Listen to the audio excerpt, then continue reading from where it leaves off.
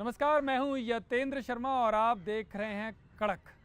कड़क में हम बात करेंगे उस राज्य की जो कांग्रेस के लिए कड़क राज्य माना जाता है, क्योंकि दक्षिण भारत का गेटवे माना जाता है कर्नाटक को। और कर्नाटक में बड़ी जीत कांग्रेस ने बीजेपी को सत्ता से बेदखल करके की थी।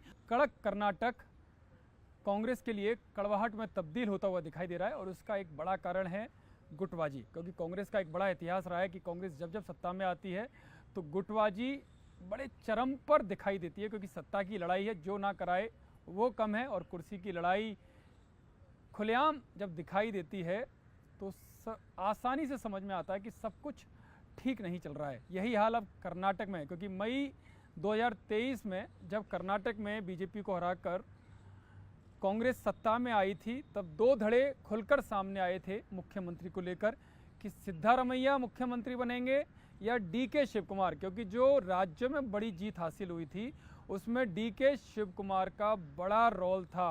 क्योंकि आरोप या जो कह सकते हैं कि जो दावे किए जा रहे थे कि बीजेपी सरकार के तमाम प्रेशर के बावजूद भी डीके शिव कुमार झुके नहीं। उन्होंने हर तरीके से कांग्रेस को सत्ता में लाने के लिए जो भी रणनीतिक पैतरे अपनाए जा सकते थे वो पैतरे उन्होंने अपनाए, और यही कारण था कि कर्नाटक में एक बड़ी जीत कांग्रेस के खाते में आई, यानी कि कांग्रेस को नसीब हुई।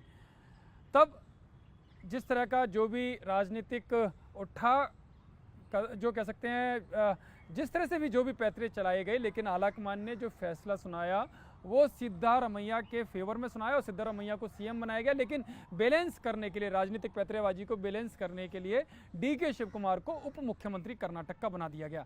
तब सूत्रों का ये दावा है, हालांकि औपचारिक ये बयान कभी नहीं आया, लेकिन सूत्रों का दावा है कि ढाई साल मुख्यमंत्री सिद्धारमैया रहेंगे और 2.5 साल जब बीत जाएंगे तो उसके बाद डीके शिव कुमार को मुख्यमंत्री बनाया जाएगा। और ये तब से कयास लगाई जा रहे थे कि अब 2.5 साल पूरे होने के बाद डीके शिव कुमार मुख्यमंत्री पद की शपथ लेंगे, यानी कि नए मुख्यमंत्री सिद्धारमैया के बाद वो बनेंगे।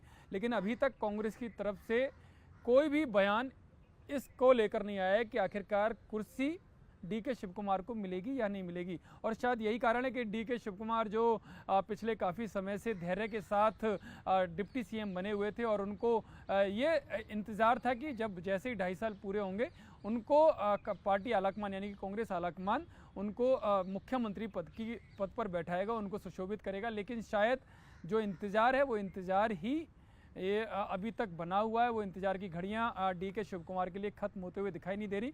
और शायद यही कारण है कि वो बगावती तेवर डीके शिव कुमार के जब उस वक्त दिखाई दे रहे थे वो अभी भी दिखाई पड़ने शुरू हो गए हैं। हालांकि इशारों में बात कही जाती है, लेकिन तेवर हैं वो साफ तौर पर समझ में आ जाते हैं। और यही कारण है कि जहाँ जो कांग्रेस के प्रेसिडेंट हैं मल्लिकार्जुन खड़गे, उन्होंने जब महाकुंभ को लेकर बीजेपी सरकार पर निशाना साधा, उन्होंने साफ तौर पर कहा कि बीजेपी नेताओं में महाकुंभ को लेकर होड़ मची हुई है। तब उसके बावजूद डीके शिव कुमार महाकुंभ में स्नान करने गए। वो पहले ऐसे नेता थे जो मल्लिकार्जुन खड़गे की इस नसीहत के बाद, इस आलोचना के बाद जो उन्होंने टारगेट किया बीजेपी को कि महाकुंभ में स्नान करने को लेकर बीजेपी नेताओं में होड़ मची हुई है और स्नान करने से गरीबी दूर नहीं होती, तब डीके शिव कुमार ठीक 13 दिन के बाद वहाँ पर पहुँचे। हालांकि बयान की 13वीं मल्लिकार्जुन खड़गे की उन्होंने कर दी, क्योंकि हिंदू संस्कृति में 13वीं का बड़ा महत्व होता है। और जब पार्टी अध्यक्ष बयान दे और उसके ठीक 13 दिन बाद, यानी कि 9 फरवरी को, अगर मैं गलत नहीं हूँ तो 9 फरवरी को डीके शिव कुमार वहाँ पर गए और उन्होंने इस बयान के बाद भी स्नान किया, यानी कि साफ है कि 13वीं निकाल दी उन्होंने उस बयान की जो मल्लिकार्जुन खड़गे ने दिया। और स्नान करने के बाद वो यहाँ पर नहीं रुके, उन्होंने तारीफ भी की योगी सरकार की, यानी कि बीजेपी सरकार की, कि जिस तरह की व्यवस्थाएं की गई हैं, जिस तरह से करोड़ों श्रद्धालु वहाँ पर स्नान करने पहुँच रहे हैं, ऐसे में जिस तरह की व्यवस्थाएं की हैं वो तारीफ़ काबिल हैं। वो वहाँ पर नुक्ताचीनी निकालने नहीं निकले, वो वहाँ पर कमियाँ निकालने नहीं गए थे, और वो श्रद्धा के साथ उन्होंने वहाँ पर डुबकी लगाई। और उसके बाद एक अच्छे श्रद्धालु के भाव से उन्होंने उन व्यवस्थाओं के बारे में तारीफ भी की। और केवल यहाँ पर ही नहीं रुके, ईशा फाउंडेशन का महाशिवरात्रि पर एक बड़ा कार्यक्रम था जिसमें गृह मंत्री अमित शाह भी वहां पर गए और अमित शाह के साथ उन्होंने वहां पर मंच साझा किया शिवरात्रि पर। और उसके बाद जो तांडव देखने को मिल रहा है कर्नाटक में, और वो एक के बाद एक जो सिद्धारमैया के जो समर्थक विधायक हैं, नेता हैं, वो उनके निशाने पर आ रहे हैं। लेकिन वो तांडव के नाते शिवरात्रि पर जो राजनीतिक तांडव होना था उसका बड़ा मैसेज उन्होंने कर्नाटक की जनता को दे दिया, बड़ा मैसेज उन्होंने अपने पार्टी आलाकमान को दे दिया कि अगर उनको इग्नोर किया जाएगा तो परिस्थितियां, जो मैं बार बार कह रहा हूं, जो कड़क राज्य कांग्रेस के लिए माना जा रहा था वो कड़वाहट में तब्दील होता जा रहा है, वो कड़क नहीं रहेगा। डीके शिव कुमार के जो तेवर हैं वो साफ तौर पर आने वाली राजनीतिक आहट को बता रहे हैं। और शायद यही कारण है कि बीजेपी ने भी अपनी पैनी नज़रें वहाँ पर बना रखी हैं, क्योंकि सूत्रों का दावा है कि गृह मंत्री अमित शाह जिस कार्यक्रम में जा रहे हैं, अगर उसमें कोई कांग्रेस का बड़ा नेता मंच साझा कर रहा है तो बिना उनकी अनुमति के नहीं हो सकता।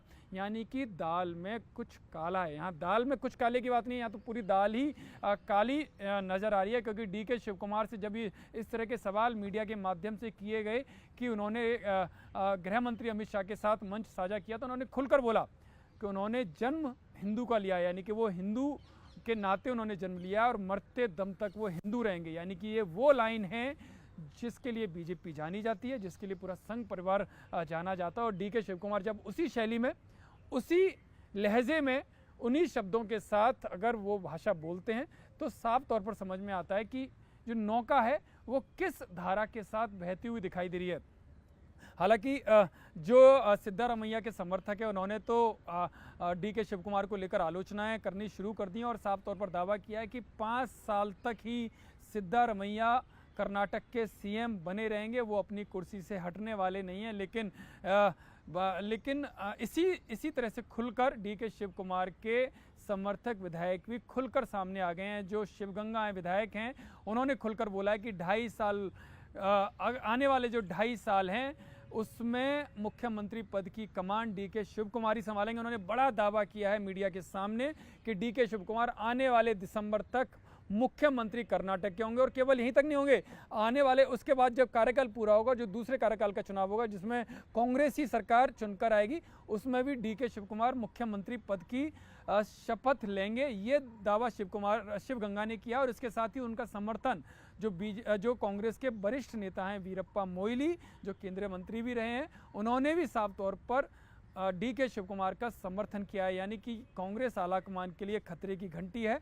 अगर वो इस आने वाले संकट की आहट को समझ लेंगे तो हो सकता है कांग्रेस की जो कड़क सरकार है वो कड़क बनी रहे और उसके लिए वो समय रहते कदम उठा सकें। क्योंकि मैंने पहले भी बताया कि बीजेपी पैनी नज़र बनाए हुए और बीजेपी के जो नेता हैं वो भी साफ तौर पर, हालांकि ऑफिशियल कुछ नहीं कह रहे, लेकिन वो भी मान के चल रहे हैं कि जिस तरह के तेवर अपनाए हैं और जो हिंदू धर्म में ही जन्म लिया और मरते दम तक हिंदू रहूँगा, ये जो लाइन है वो सब कुछ पूरी तस्वीर बयां कर रही है। तस्वीर के पीछे की कहानी क्या है वो ये भी बयां कर रही है। क्योंकि शिवरात्रि पर जिस तरह से मंच साझा किया वो कहीं ना कहीं उस वानगी को दिखा रही हैं कि आने वाले समय में क्या होने वाला है। क्योंकि इससे पहले आप देखेंगे केवल कर्नाटक ही नहीं, कांग्रेस की जब राजस्थान में सरकार थी तो इसी तरह के हालत वहां पर हुए थे। और उस वक्त भी सचिन पायलट खुलकर सामने आए थे, तब कांग्रेस आलाकमान ने सचिन पायलट का साथ नहीं दिया था, अशोक गहलोत का साथ दिया और अशोक गहलोत को ही मुख्यमंत्री बनाया गया। लेकिन तब भी ये कहा गया था कि 2.5 साल अशोक गहलोत रहेंगे और 2.5 साल उसके बाद सचिन पायलट रहेंगे। तो इस पर सचिन पायलट तैयार हुए। लेकिन जब उनको लगा कि आलाकमान के साथ जो बातें हुई हैं और वो पूरी शर्तें, जो उनकी शर्तें थी वो पूरी नहीं हो रही हैं, तो सचिन पायलट ने बगावती तेवर अपनाए थे। और बगावती तेवर अपनाने का उन्होंने जो नतीजा था वो भी दिखा दिया। कई सारे जो विद्रोही अपने समर्थक थे और जो विद्रोह करके उनके साथ आए थे, उन विधायकों के साथ उन्होंने एक रिजॉर्ट में डेरा भी जमाया। हालांकि उसके बाद प्रियंका गांधी वाड्रा सामने आई और उन्होंने इस पूरे मामले को सुलझाने की कोशिश की, सचिन पायलट से बात की, सचिन पायलट को उन्होंने कन्विंस किया और कन्विंस करने के बाद सचिन पायलट ने बगावती तेवरों को ढीला किया और उसका नतीजा था कि अशोक गहलोत वहाँ पर रहे। तो वहाँ पर देखना पड़ेगा कि जिस तरह से अब डीके शिव कुमार जो राजस्थान में हुआ, वो क्या डीके शिव कुमार उस लाइन पर चलेंगे? क्या गांधी परिवार के प्रति जो समर्पण की भावना वो हमेशा बीच बीच में दिखाते आए हैं, क्या एक बार फिर से प्रियंका गांधी वाड्रा सामने आएंगी, या राहुल गांधी उनसे बात करेंगे, या सोनिया गांधी उनसे बात करेंगी, और क्या उस बातचीत का नतीजा क्या निकलता है? क्या सचिन पायलट की तरह वो उनको मना पाएंगे? ये सारी बातें भविष्य के गर्त में। लेकिन फिलहाल तो जो कह सकते हैं कि जो डीके शिव कुमार हैं उन्होंने अपना बगावती तेवर अपना रखा है और साफ तौर पर मैसेज दिया है कि आने वाले समय में जो दिसंबर का महीना है, जो उनके समर्थक हैं विधायक शिव गंगा, उन्होंने साफ कहा कि दिसंबर के महीने में वो शपथ ले सकते हैं। तो आने वाले समय में जो दिसंबर है वो भारी पड़ सकता है कांग्रेस पर, और क्योंकि सीधी सी बात है कि महाकुंभ का स्नान हो या शिवरात्रि पर मंच साझा करने की बात हो तो उसके बाद डीके शिव कुमार अपनी पार्टी में आलोचना का शिकार हो रहे हैं, अपनी ही पार्टी के नेताओं के वो निशाने पर हैं। तो ऐसे में यही देखना होगा कि जिस तरह के तेवर उन्होंने अपनाए हैं, जिस तरह की भाषा शैली का वो प्रयोग कर रहे हैं, जिस तरह का लहजा वो अपना रहे हैं, तो क्या वो संघ परिवार के खासकर बीजेपी के नज़दीक होते जा रहे हैं, और क्या बीजेपी कर्नाटक में कोई खेला करेगी? क्योंकि बीजेपी नेता भले ही चाहें खुलकर कुछ नहीं करे, लेकिन सूत्रों का दावा है कि जिस तरह से शिव कुमार शिवरात्रि के कार्यक्रम में ईशा फाउंडेशन ने जो कार्यक्रम आयोजित किया उसमें गृह मंत्री के साथ नजर आए, आने वाले समय में वो कांग्रेस में तांडव कर सकते हैं, और इस तांडव की परिणति क्या होगी ये हर कोई समझ सकता है।